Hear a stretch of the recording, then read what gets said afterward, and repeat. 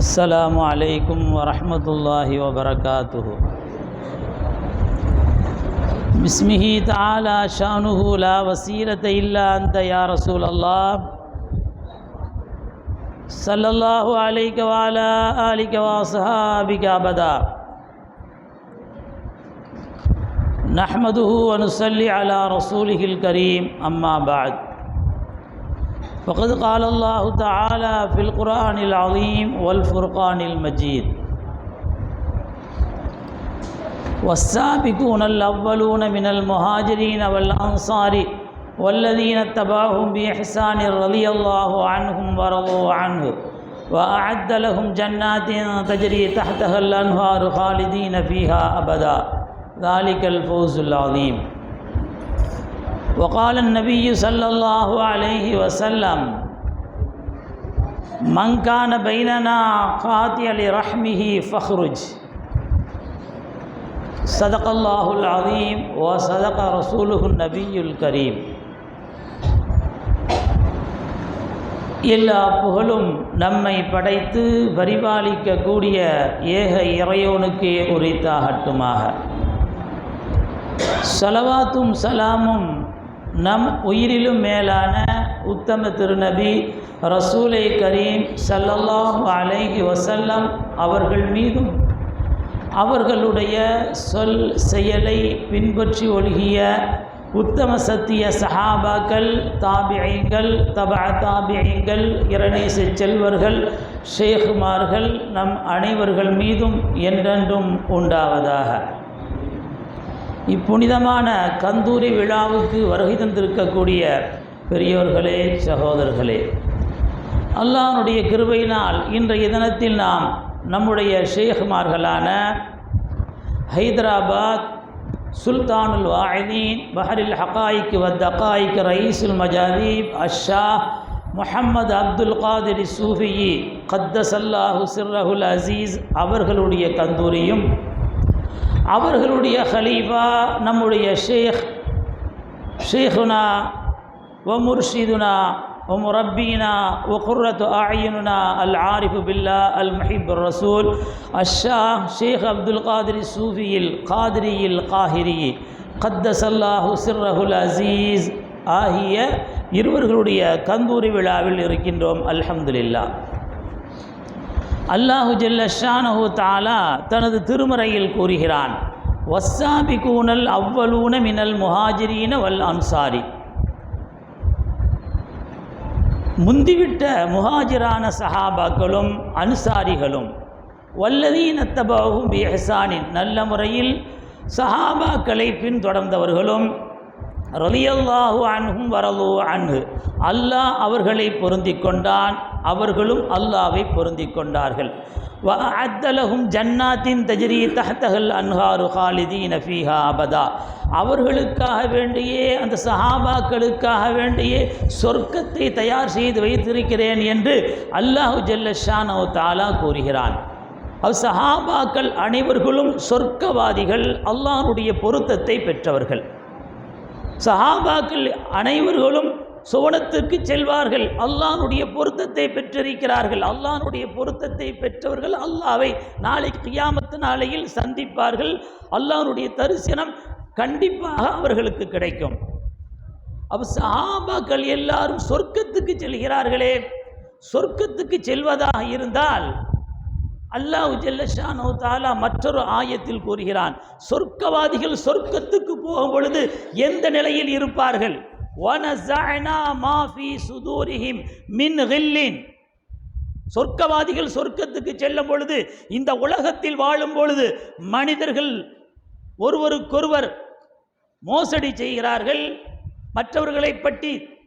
மற்றவர்களை பற்றி தவறான எண்ணம் கொள்கிறார்கள், அடுத்தவர்களை பற்றி புறம் பேசுகிறார்கள், கோல் மூட்டுகிறார்கள், அடுத்தவர்களுடைய தப்பான அந்த எண்ணத்திலே அவர்கள் வாழ்கிறார்கள். இந்த உலகத்தில் வாழும் பொழுது முகஸ்துதியோடு அகம்பாவத்தோடு வாழ்கிறார்கள். அந்த எந்த கெட்ட எண்ணமும் இல்லாமல் தான் சொர்க்கத்துக்கு நாளைக்கு ஒரு மனிதன் செல்ல முடியும். அவை எல்லா கெட்ட எண்ணத்தையும், மனுஷனுடைய ஊசலாடக்கூடிய எல்லா எண்ணத்தையும் அல்லாஹ் எடுத்து விடுவான். எடுத்து விட்டுத்தான் சொர்க்கத்துக்கு அனுப்புவான். ஆனால் சஹாபாக்கள் அனைவர்களும் இந்த உலகத்தில் வாழும் பொழுது எப்படி வாழ்ந்தார்கள்? அல்லாஹ் குர்ஆனில் கூறுகிறானே, சொர்க்கவாதிகள் எந்த நிலைமையில் செல்வார்கள் அதே நிலையில் வாழ்ந்தவர்கள் தான் சஹாபாக்கள். அருமை நாயகம் ரசூலுல்லாஹி ஸல்லல்லாஹு அலைஹி வஸல்லம் ஹஜ்ஜத்துல் வதா, ஹஜ்ஜுக்கு சென்றார்கள் 1,24,000 சஹாபாக்களோடு. அரஃபானுடைய மைதானத்தில் பூமா நபி ஸல்லல்லாஹு அலைஹி வஸல்லம் மன்னவர்கள் சஹாபாக்களோடு தங்கியிருக்கிறார்கள். அசருடைய நேரம், அசரு தொழுக எல்லாம் முடித்ததற்கு பின்னால அருமை நாயகம் ரசூலுல்லாஹி ஸல்லல்லாஹு அலைஹி வஸல்லம் வானத்தில் பார்க்கிறாங்க, யோசனை செய்கிறாங்க.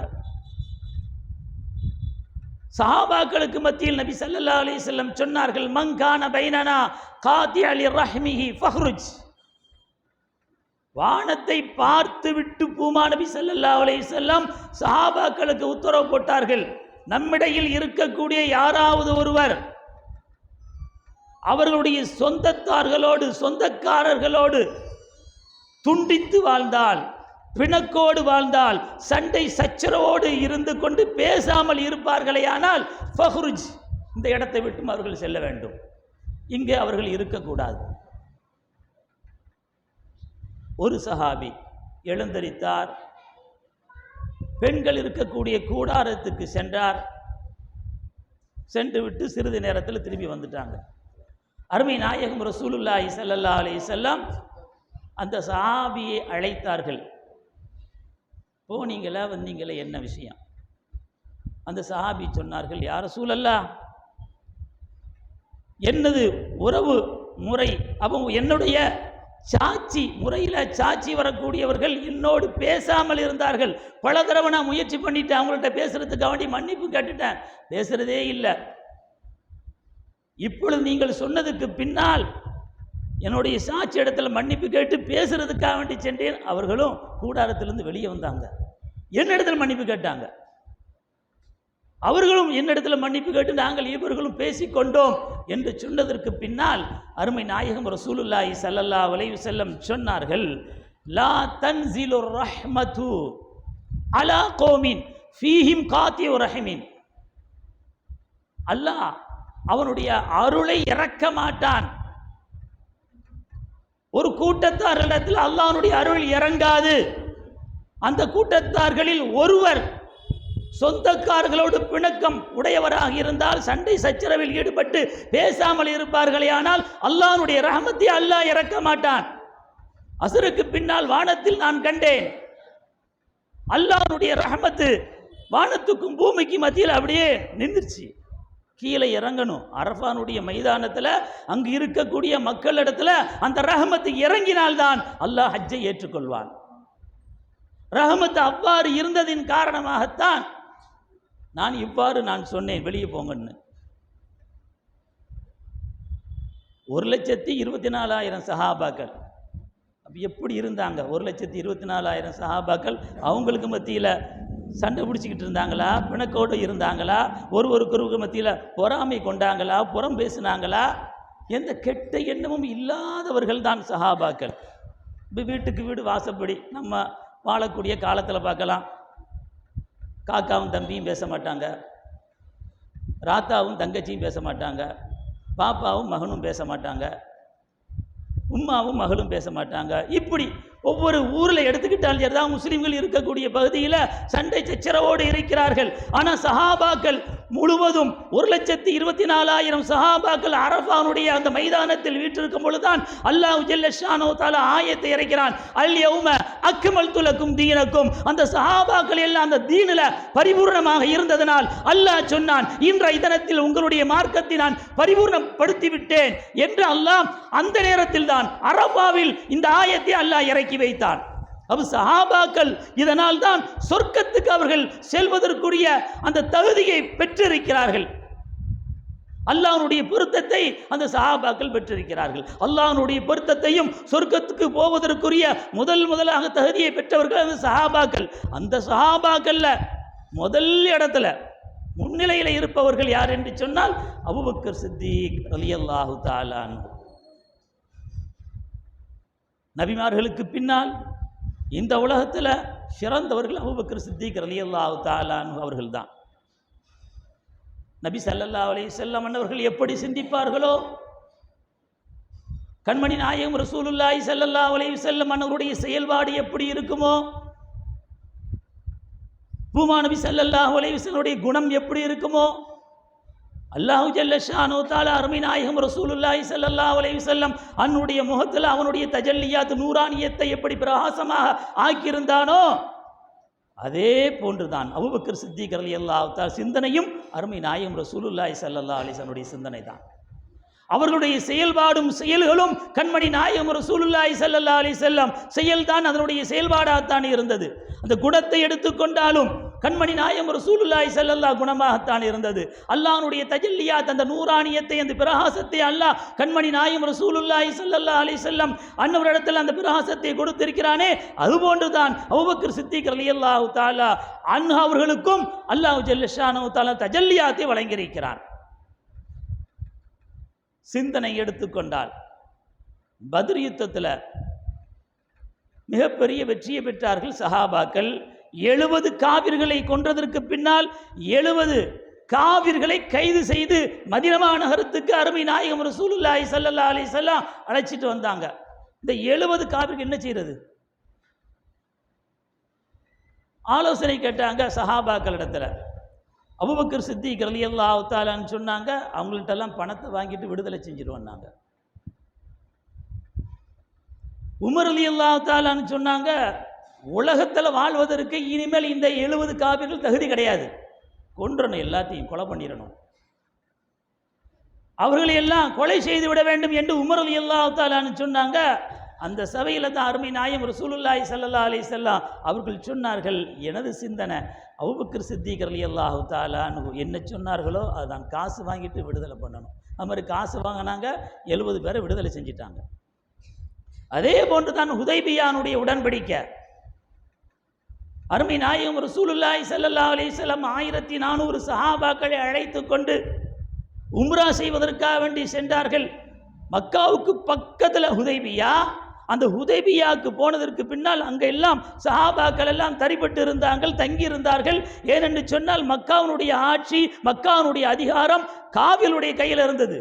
காபில்கிட்ட அனுமதி கேட்டு தான் போக முடியும். அனுமதி கேட்பதற்கான உஸ்மான் ரலியல்லாஹு தஆலா அனுப்பினாங்க. எல்லா சரித்திரத்தையும் நம்ம கேள்விப்பட்டிருக்கோம். அங்கிருந்து வந்தாங்க, உடன்படிக்கை நடந்துச்சுன்னு. அந்த உடன்படிக்கையில் முஸ்லிம்களுக்கு எதிரான உடன்படிக்கை தான், ஆதரவான உடன்படிக்கை இல்லை. மக்காவிலிருந்து யாராவது ஒருவர் இஸ்லாத்தை தழுவி மதீனாவுக்கு வந்து விட்டால் அவரை திரும்ப அனுப்பிடணும் மக்காவுக்கு. மதீனாவிலிருந்து யாராவது ஒருவர் எங்க மதத்துக்கு வருவார்களே, ஆனால் நாங்கள் திரும்ப அனுப்ப மாட்டோம். இப்படி அவர்களுடைய இந்த ஒப்பந்தம் எல்லாம் சஹாபாக்களுக்கு முஸ்லிம்களுக்கு எதிரான ஒப்பந்தம் தான். இதை தாங்கிக் கொள்ள முடியல உமர் ரலியல்லாஹு தஆலா அன்ஹு அவர்கள்னால. அபூபக்கர் சித்திக் ரலியல்லாஹு தஆலா அன்ஹு அவங்கள்ட்ட வந்தாங்க. உமர் ரலியல்லாஹு தஆலா அன்ஹு, நபி ஸல்லல்லாஹு அலைஹி வஸல்லம் உண்மையான நபி தானே, ரசூலுல்லாஹ் தானே, அல்லாஹ்வுடைய தூதர் தானே, நாம் எல்லாம் முஸ்லிம்கள் தானே, அலஸ்னா பில் முஸ்லிமீனா, முஸ்லிம்களா இல்லையா, நம்மெல்லாம் ஹக்கில் தானே இருக்கிறோம், அந்த முஷ்ரிக்கீங்கள் அந்த காபிர்கள் எல்லாம் பாத்தில தானே இருக்கிறாங்க, எதுக்கு நம்ம அடிபணிந்து போனோம்?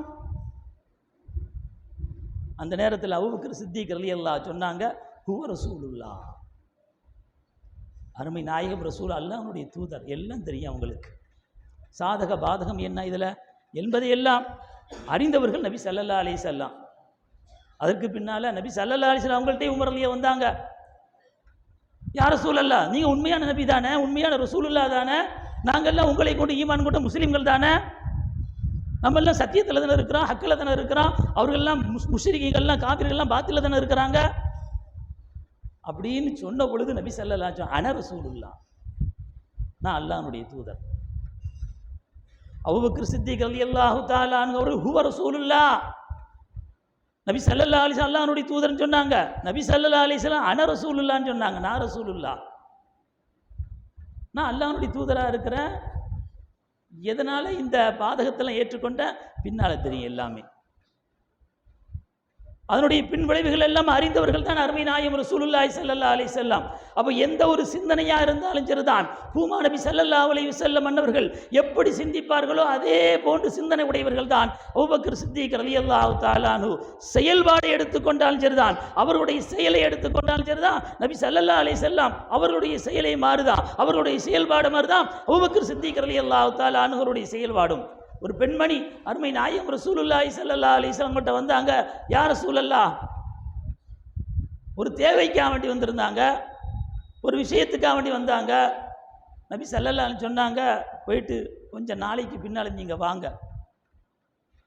அந்த பெண்மணி சொன்னாங்க, யா ரசூலல்லாஹ், நான் வரும்பொழுது நீங்கள் இல்லைன்னா, அப்போ நீங்கள் வஃபாத்தாக இருந்தால் நான் என்ன செய்கிறது? அது தேவை யார்கிட்டனா போய் சொல்லுவேன், யார்கிட்ட முறையிடுவேன்? அருமை நாயகம் ரசூலுல்லாஹி ஸல்லல்லாஹு அலைஹி வஸல்லம் சொன்னாங்க, ஃபைல்லம் தஜிதீனி, என்னை நீங்கள் பெற்றுக்கொள்ளலைன்னா ஃபதி இலா அபூபக்கர் சித்திக் ரலியல்லாஹு தஆலா அன்ஹு, அபூபக்கர் சித்திக் அவங்கள்ட்ட போங்க. நான் வஃபாத் ஆகிவிட்டால் உங்கள் காரியத்தை அவங்கள்ட்ட போய் சொல்லுங்கள். நான் எதை நிறைவேற்றுவேனோ, எந்த விஷயத்தை உங்களுக்கு நான் சொல்வேனோ அதே அவர்கள் என்ன செய்வாங்க, அந்த விஷயத்தை செயல்படுத்துவாங்க, அவங்க நிறைவேற்றி தருவார்கள், அந்த விஷயத்தை அவர்கள் கூறுவார்கள். அப்போ நபி ஸல்லல்லாஹு அலைஹி வஸல்லம் அவருடைய செயல்பாடு எப்படியோ அதே போலதான் அபூபக்கர் சித்திக் ரலியல்லாஹு தஆலா அவருடைய செயல்பாடும்.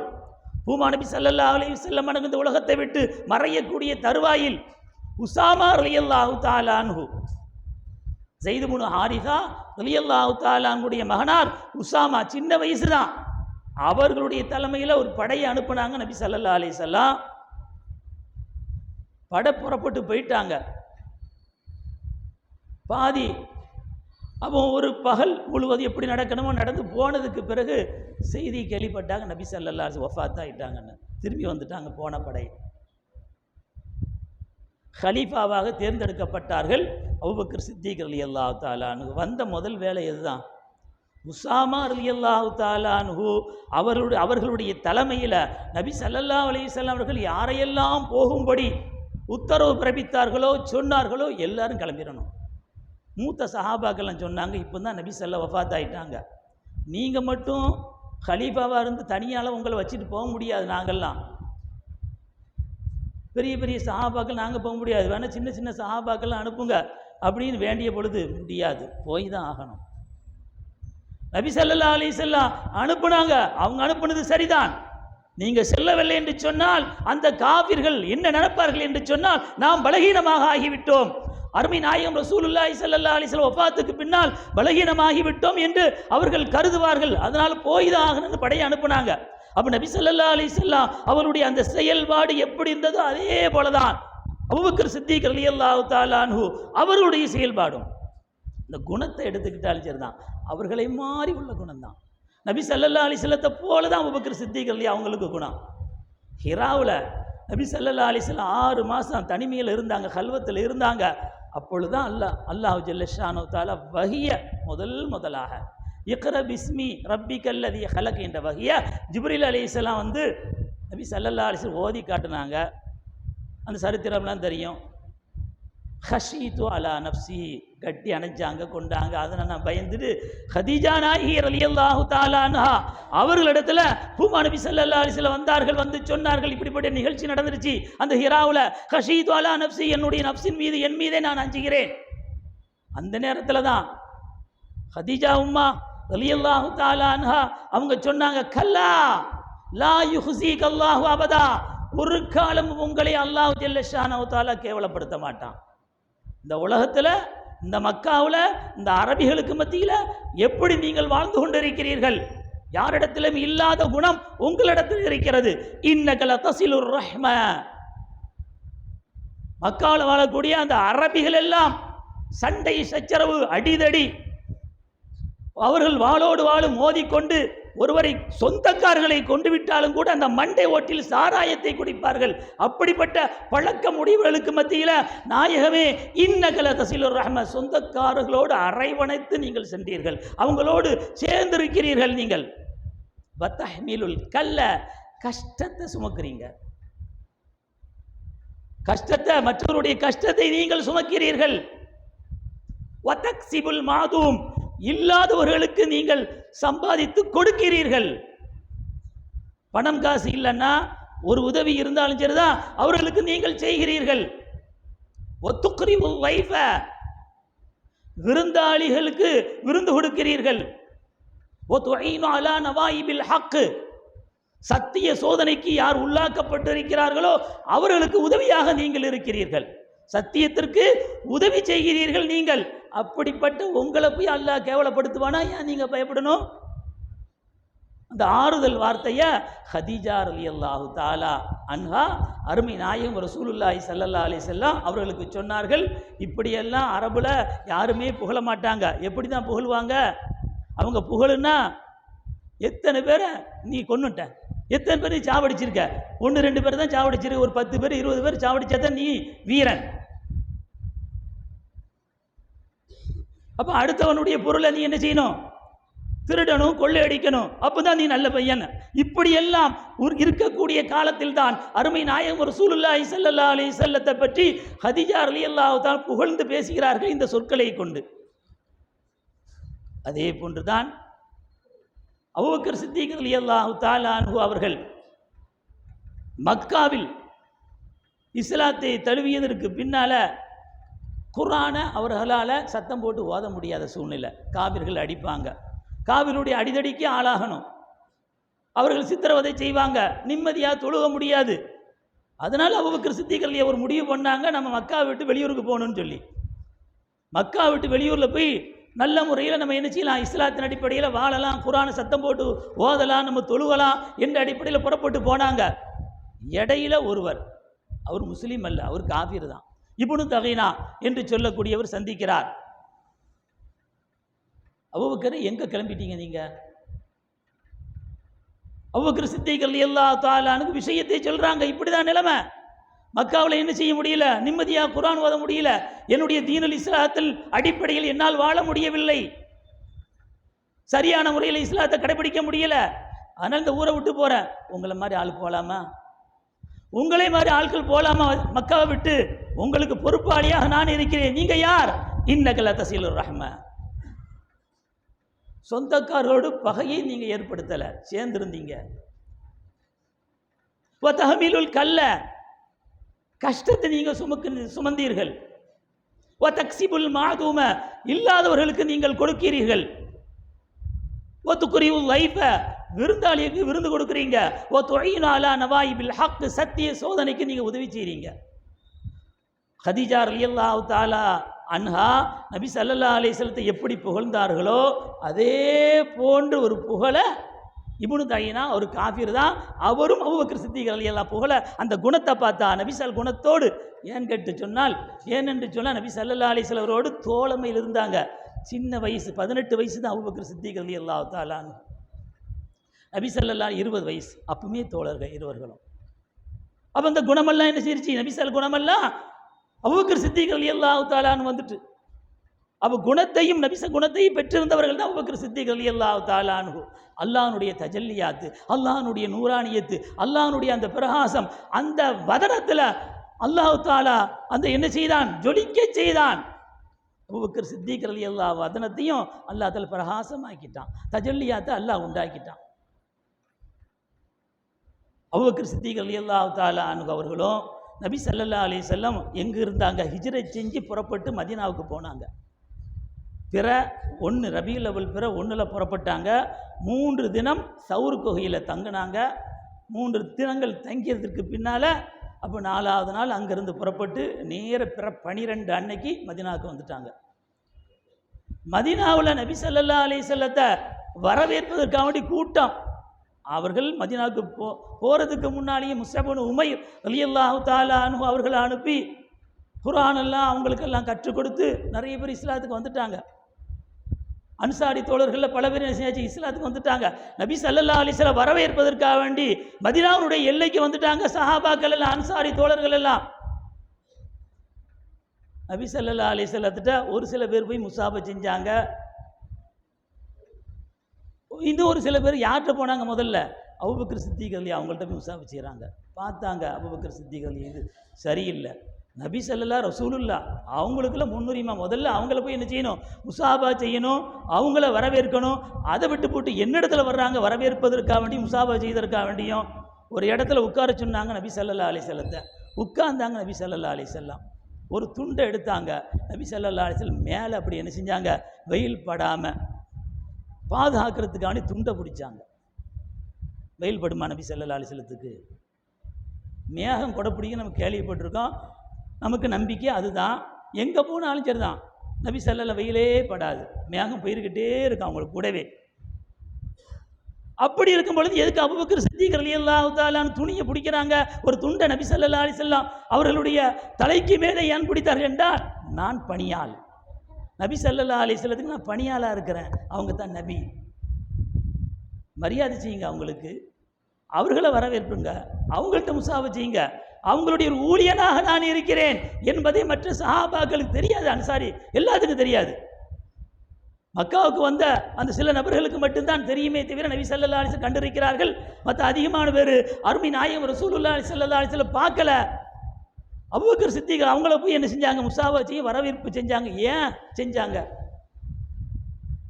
கண்மணி நாயகம் ரசூலுல்லாஹி ஸல்லல்லாஹு அலைஹி வஸல்லம் சௌர் குகையில 3 நாள் இருந்தாங்களா இல்லையா?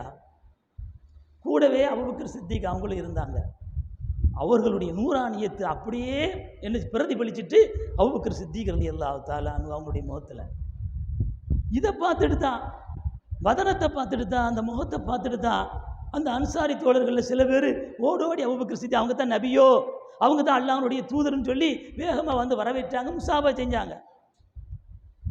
அவங்களோடு இருந்ததுனால அல்லாஹ் அந்த தஜல்லியாத்தை யாருக்கும் கொடுத்துட்டான், அபூபக்கர் சித்திக் ரலியல்லாஹு தஆலா அன்ஹு அவர்களுக்கும் கொடுத்துட்டான்.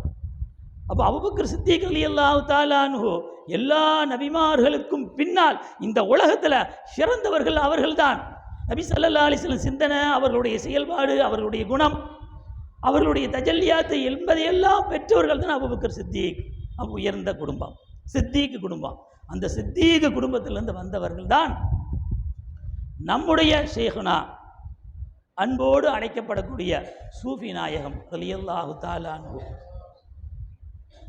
இதே காயல் பதியில் பிறந்தவர்கள் தான்,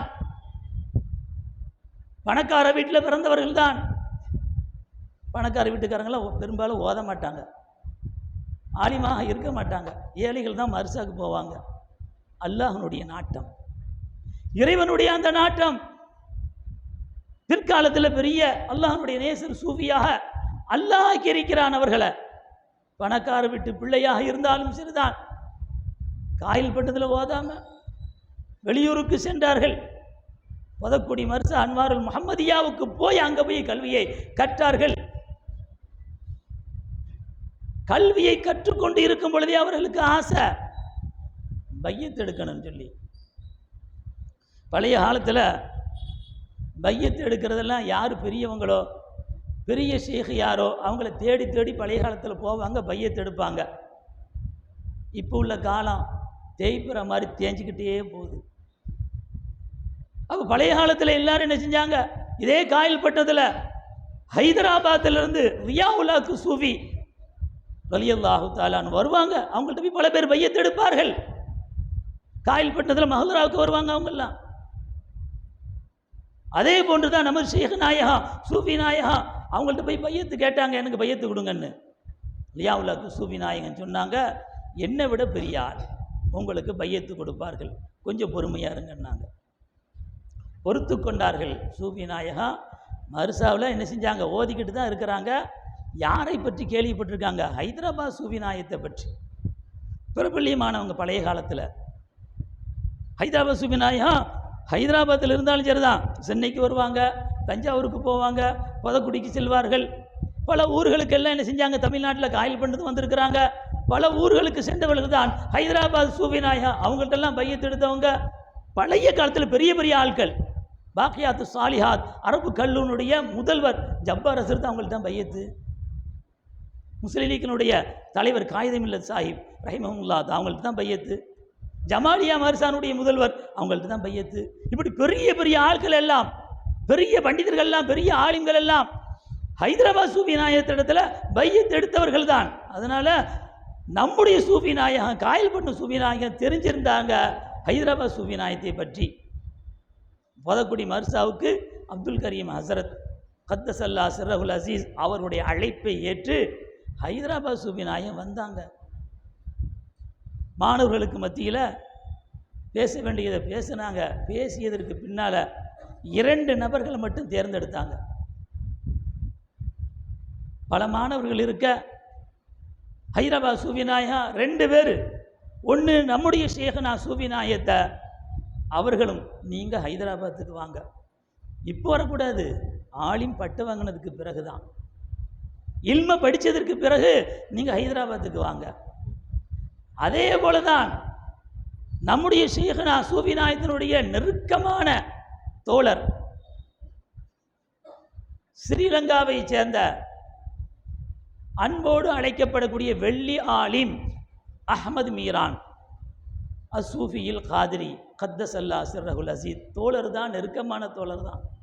அவர்களையும் கூப்பிட்டாங்க.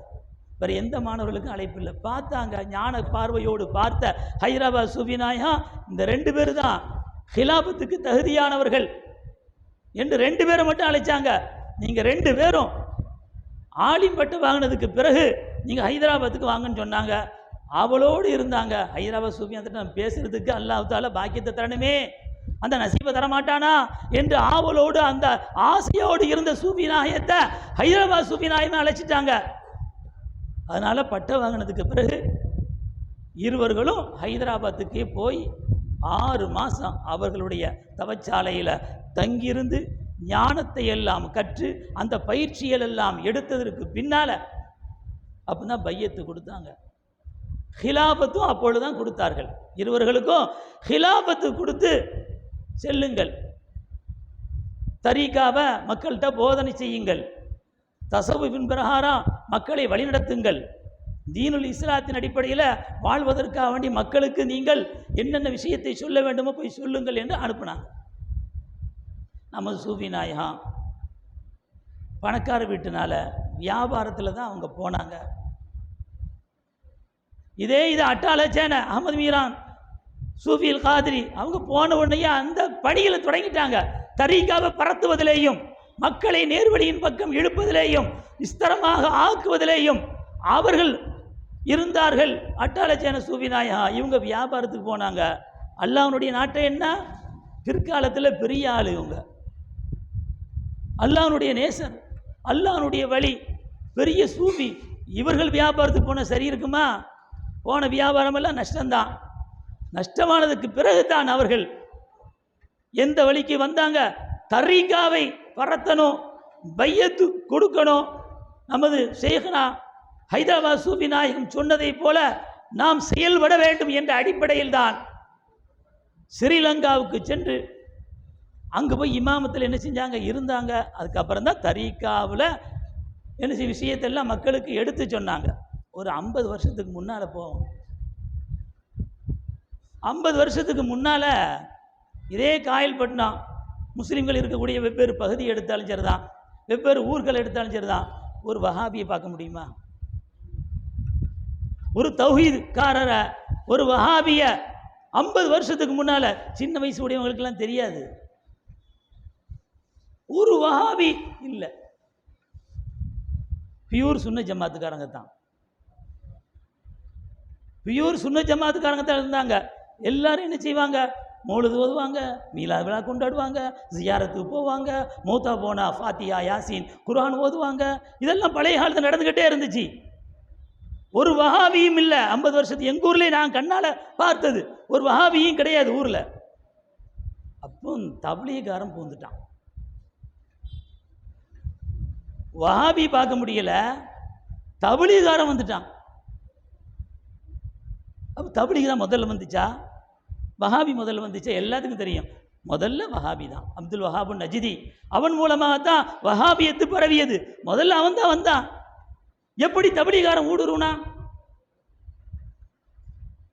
ஒவ்வொரு பள்ளிவாசலுக்கும் அந்த 50 வருஷத்தில் தப்லீகாரன் வந்துட்டாங்க. பள்ளிவாசல் போவாங்க. எங்கூரெல்லாம் உள்ளக்க அனுமதிக்க மாட்டாங்க. அந்த காலத்தில் நான் சின்ன வயசாக இருக்கும்போதெல்லாம் துரத்தி விட்டுருவாங்க. தப்லீகாரங்க அனுமதி இல்லை போங்கன்றுவாங்க. ஏன்னு கேட்டால் ஒரு வஹாபியத்தினுடைய கொள்கையை பகிரங்கமான முறையில் முஸ்லீம்களிடத்தில் சொல்ல முடியாது. இந்த 50 வருஷத்துக்கு முன்னாலாம் மௌலூது ஓதக்கூடாதுன்னு சொல்ல முடியுமா? வலிமார்களிடத்தில் ஜியாரத்துக்கு போகக்கூடாதுன்னு சொல்ல முடியுமா?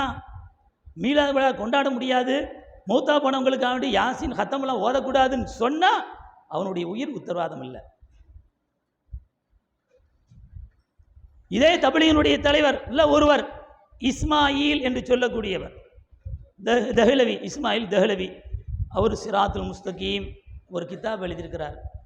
பேர் தான் சிராத்து, நேரான பாதை. அதில் இருக்கக்கூடியது நேர நரகத்தை காட்டக்கூடிய பாதை தான் அதில் உள்ளதெல்லாம்.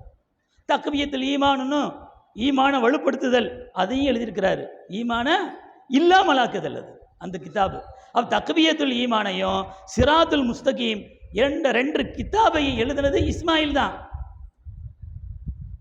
பகிரங்கமான முறையில் வஹாபியத்தினுடைய கொள்கையை பழைய காலத்தில் யாரிடத்திலும் சொல்ல முடியாது என்பதனால அப்படியே தொழுகையினுடைய போர்வையில் வந்தாங்க.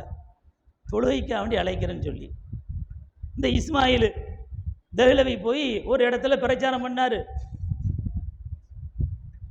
குர்ஆன் ஓதக்கூடாதுன்னு சொன்னார். நபி நம்மளை போல தான், நபி ஸல்லல்லாஹு அலைஹி வஸல்லம் நம்மளை மாதிரி தான், மண்ணோடு மண்ணா ஆயிட்டாங்க. அவர் கொல்லப்பட்டார். யாரால் கொல்லப்பட்டார்? முஸ்லிம்களால் கொல்லப்பட்டார். சுன்னத்துல் ஜமாத்தினால் கொல்லப்பட்டார். அவருக்கு தான் இப்போ பேர் ஷஹீதுன்னு வச்சிருக்கிறாங்க. பகிரங்கமான முறையில் பழைய காலத்தில் சுன்னத்துல் ஜமாத்தினுடைய அந்த கொள்கை தான் இருந்ததை தவிர வஹாபியத்தினுடைய கொள்கை இல்லை. பகிரங்கமான முறையில் யாரிடத்திலையும் வஹாபியத்தினுடைய கொள்கையை சொல்ல முடியாத காலம்.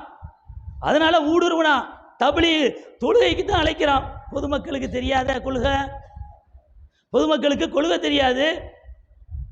தொழுகைக்கு தான், நல்ல விஷயத்துக்கு தானே கூப்பிடுறான், நல்ல விஷயத்துக்கு தான் அவர் அழைக்கிறார், தொழுகைக்கு தான் அழைக்கிறார். உள்ளுக்க கல்புல அந்த இதயத்தில் விஷ கருத்து தான். உள்ளக்க வந்த உடனே விஷ ஊசியை குத்திடுவாங்க. இதுதான் தபிலீக்காரங்க அப்படியே வந்து தான் என்ன செஞ்சாங்க, பல இடத்துல ஊடுருவினாங்க. வஹாபி நேரடியாக சொல்கிறான் மௌலூது ஓதக்கூடாதுன்னு. தபிலீக்காரன் சொல்லுவானா அந்த காலத்தில்? இப்பவும் சொல்லுவானா மௌலூது ஓதக்கூடாதுன்னு? சொல்ல மாட்டான். என்ன சொல்லுவான்னு தெரியுமா? குர்ஆன் ஓதுனா நன்மை தானே, குர்ஆன் ஓதுனா ஒரு எழுத்துக்கு 10 நன்மையை அல்லாஹ் கொடுப்பானே, அதை ஓதுங்களேன்.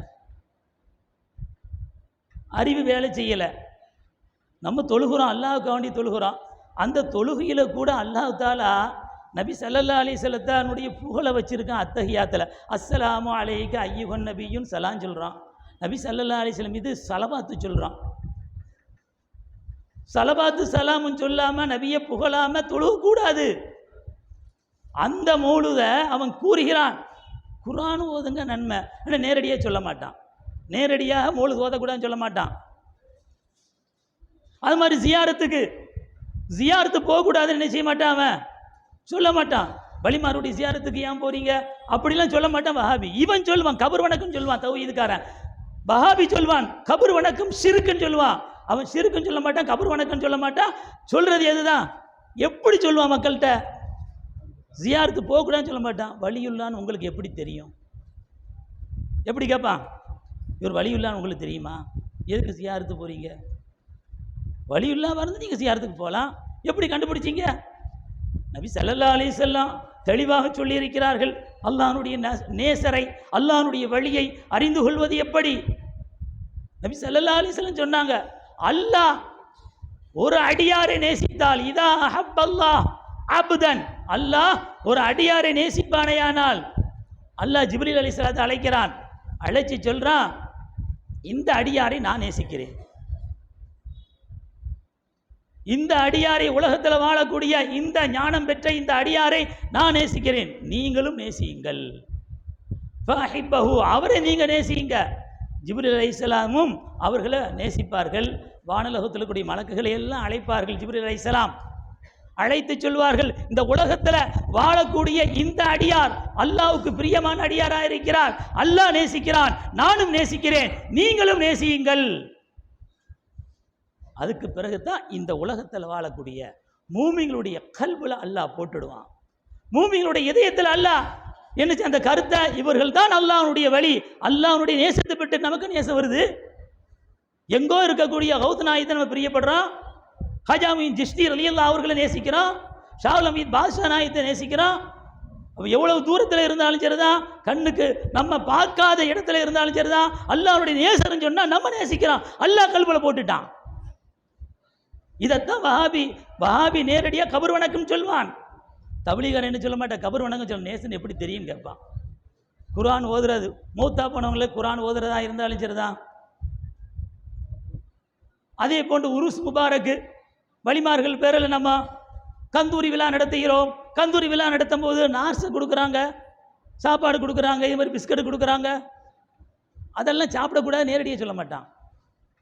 மக்கள்கிட்ட நேரடியாக இந்த விஷயம் வராது. என்ன சொல்லுவான்னு தெரியுமா?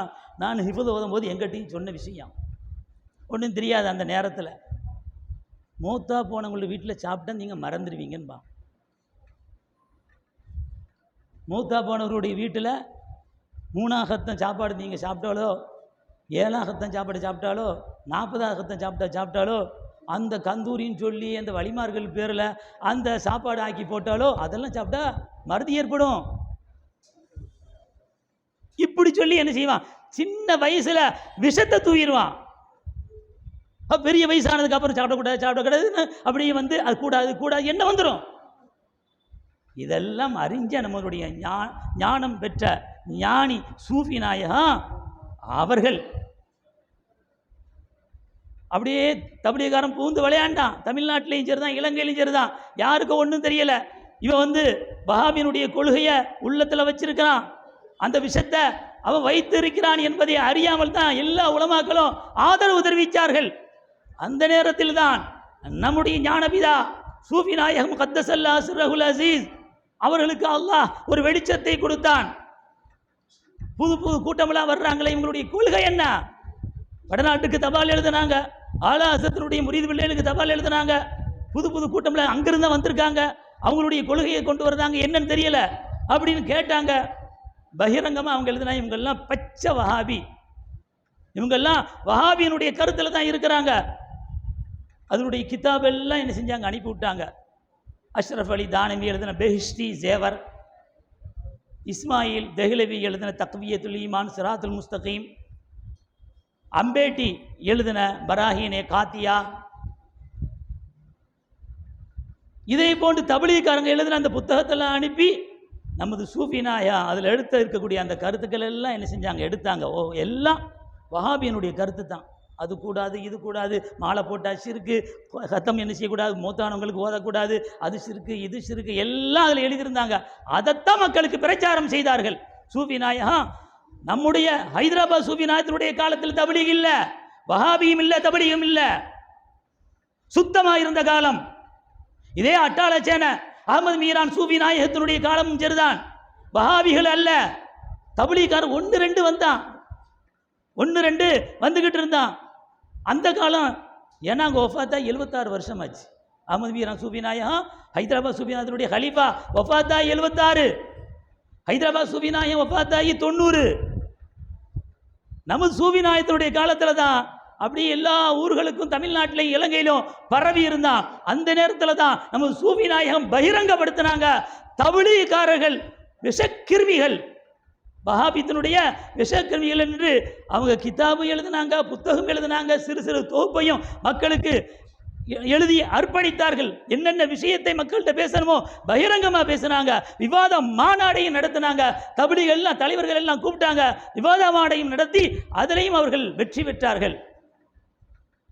அந்த காலத்தில் தன்னந்தனியாக ஒரு பெரிய கூட்டம் செய்ய வேண்டிய வேலையை தன்னந்தனியாக ஒரு மனிதர் அல்லாஹ்வுடைய நேசர் இருந்து செய்தார்கள். மற்றவருடைய வாயிலெல்லாம் பூட்டு போட்டு இருந்துச்சு. தமிழ்நாட்டினுடைய ஆலிம்களுடைய வாயிலெல்லாம் பேச மாட்டாங்க, இலங்கையினுடைய ஆலிம்கள்லாம் பேச மாட்டாங்க. பகிரங்கப்படுத்தியவர்கள் நமது ஷேக் நாயகம்தான், சூஃபி நாயகம்தான். இப்போ அந்த இதை பிடிச்சிட்டு தான் அந்த நூரிஷா தரீக்கா, அந்த தரீக்கா, இந்த தரீக்கா, இப்படி எல்லாம் வருதா இல்லையா? தப்லீகினுடைய தலைவர்கள் எல்லாம் ஆதரிப்பாங்க. தப்லீகினுடைய தலைவர் தான் இதெல்லாம் எழுதி வச்சிருக்காங்க. அவர்கள் ஆதரிக்கும் போது இவங்களும் தப்லீக் தானே. அந்த நூரிஷா தரீக்காவாக இருந்தாலும் சரிதான், பிலாஷா தரீக்காவாக இருந்தாலும் சரிதான், எந்த தரீக்கா என்னைக்கு தப்லீகினுடைய தலைவர்கள் எல்லாம் ஆதரிக்கிறார்களோ அதே அவர்களும் தப்லீக் தான். அவர்களை விட்டு நாம் ஒதுங்கித்தான் இருக்க வேண்டும். அவர் சூஃபி நாயகன் நமக்கு இட்ட கட்டளை, இந்த விஷக்கிருமியோடு நாம் சேரக்கூடாது. நமக்கே தெரியாது நமது ஈமான் எப்படி அழியும் என்று, அந்த ஈமான் எப்படி பலகீனமாகிவிடும் என்று. அந்த கூட்டத்தார்கள் பக்கம் நாம் என்ன செய்யக்கூடாது, போயிடக்கூடாது. அவங்க பேச்செல்லாம் நம்ம எதையும் கேட்டுறக்கூடாது. சூஃபினா எந்த வழியை நமக்கு வகுத்து கொடுத்தாங்க, ஞானபிதா அவங்கெல்லாம் பழைய ஆட்கள், கண்ணால் பார்த்துருப்பாங்க. அவர்கள் எல்லாம் சாதாரணமாக தான் இருப்பாங்க. பெரிய பணக்கார விட்ட பிள்ளை மாதிரிலாம் ஒன்றுமே தெரியாது. சாதாரண ஒரு ஏழையை போலதான் அவர்கள் வாழ்ந்தார்கள். ஆனால் துணிச்சலான முறையில் ஹக்கை எடுத்து சொன்னார்கள். யாருக்கு மஞ்சள? பல சோதனைக்கு உள்ளாக்கப்பட்டவங்க தான் சூஃபி நாயகம்.